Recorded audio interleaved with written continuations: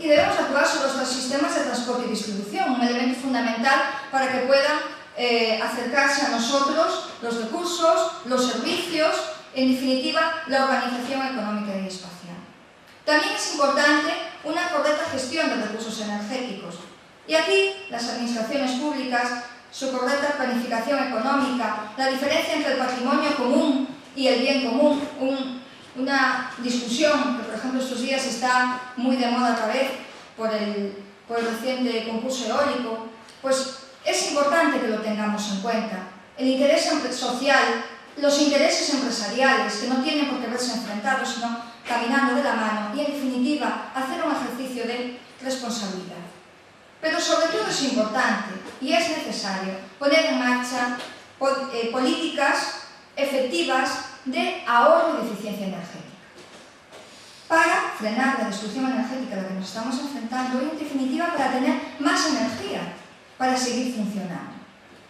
Pues entonces ha llegado el momento de poner en marcha, nosotros como consumidores, pequeños gestos que desde nuestros hogares, desde nuestra vida cotidiana, yo la primera, nos pueden ayudar a ahorrar energía, a ahorrar dinero, a ahorrar euros, pero también a alejar en la medida de posible este escenario tan negro que se nos ha planteado y también ayudar a mantener el medio ambiente que desde generaciones anteriores se nos ha regalado. Voy a centrarme fundamentalmente en medidas básicas de ahorro energético en los hogares y haré también referencia, sobre todo teniendo en cuenta unas disciplinas que ha tratado de divulgar la Agencia Internacional de la Energía, cómo se puede ahorrar también desde el punto de vista de los transportes. Con respecto a las características de nuestra vivienda, lo primero que nos tenemos que preguntar es si realmente conocemos nuestras casas, conocemos nuestros hogares, conocemos si están bien orientados, si están bien localizados, si se ha distribuido conforme a la luz el espacio de nuestras casas, está bien construida, está bien aislada. Estos son elementos claves para garantizar ya a priori un mejor aprovechamiento energético. Y por ahí debemos de empezar. La importancia de los colores claros, como les indico aquí, al margen de cuestiones estéticas, el tema de disponer de paredes claras nos puede ayudar a aprovechar mejor la luz. No lo dice un economista, sino que lo dicen expertos, arquitectos, personas vinculadas al sector de la construcción, nuevo Código Técnico de Edificación que recoge actuaciones en este sentido.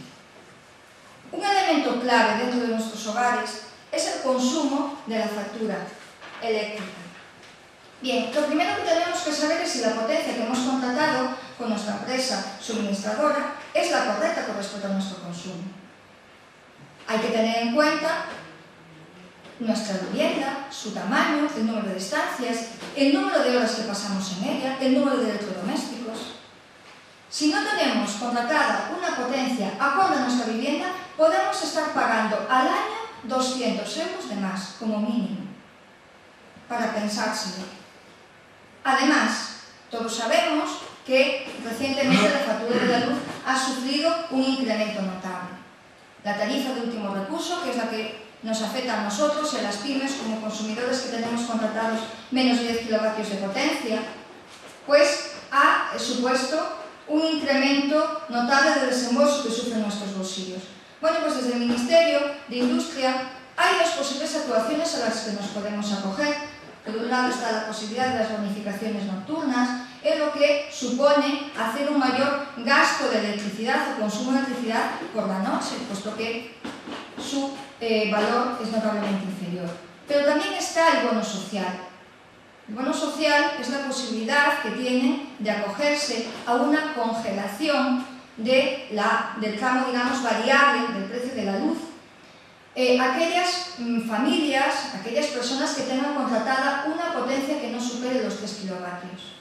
Este bono social va dirigido fundamentalmente a familias numerosas, familias que tengan a las personas principales en situación de desempleo, a pensionistas con pensiones mínimas, y puede suponer como mínimo un ahorro mensual del 10%. Entonces estamos hablando de ahorros en consumos y de ahorros también en cuanto a pagos. a los electrodomésticos. Nos hemos parado a pensar si realmente nuestros electrodomésticos son eficientes, ahora que está tan de moda la famosa etiqueta de eficiencia energética. Esta etiqueta nos indica cuáles son los electrodomésticos más eficientes en cuanto a consumo, puesto que los más eficientes serán los que consuman menos. En el escalón más alto, los electrodomésticos de clase energética A tienen un alto nivel de eficiencia y tienen un consumo de energía inferior al 55% de media en comparación con otro electrodoméstico de las mismas características que realice las mismas funciones, pero que sea de una categoría inferior. De media, entre cada tramo, el incremento de electricidad puede situarse en torno al 12%. Aún por encima de la clase A está la clase A+, cuyo consumo se sitúa en torno al 40%, y A++, que el consumo sería pues menos del 30%. Son pequeños deberes de comparación que nos pueden llevar a un ahorro significativo en el consumo eléctrico y por lo tanto también en el desembolso que tenemos que realizar. Al margen de esto, el IDAE, Instituto para la Diversificación y el Ahorro Energético, pone a nuestra disposición una relación de electrodomésticos y de casas que fabrican este tipo de electrodomésticos, y además existen subvenciones por parte de la administración pública para poder acceder a este tipo de utilitarios. Existen además otros pequeños gestos que nosotros podemos poner en casa y que tienen que ver con el uso de los mismos. Es decir, nos hemos parado a pensar que cuando encendemos nuestra cocina, nuestra encimera de inducción vitrocerámica, si la sartén o la cazuela que estamos empleando tiene 1 centímetro superior de diámetro a la zona de cocción, estamos aprovechando mejor la calor, y todavía más si somos conscientes del efecto del calor residual. El ahorro puede situarse en torno a un 10%. Con respecto al horno, nos hemos parado a pensar que si evitamos abrir constantemente la puerta, evitaríamos pérdidas de calor en torno a entre 50 y 125 grados. Con respecto a los frigoríficos, nos hemos parado a pensar que si introducimos los alimentos ya fríos, evitaríamos un aumento de consumo del 5%, porque estamos forzando al electrodoméstico a que haga el enfriado. Con respecto a las lavadoras, que más adelante volveré a insistir en ellas con respecto al uso del agua, nos hemos parado a pensar que si hacemos cargas completas, con programas fríos o templados, también estaremos un ahorro estimado del 20%. Y con respecto a los televisores o ordenadores que muchas veces apagamos pero no desenchufamos, el famoso stand-by, están consumiendo. Consumen un 30% de lo que consumen cuando están encendidos, funcionando normalmente cuando estamos viendo cualquier programa de televisión. Yo soy la primera que no lo he hecho. Con respecto a la iluminación, existe una notable diferencia entre las bombillas convencionales y las bombillas fluorescentes de bajo consumo.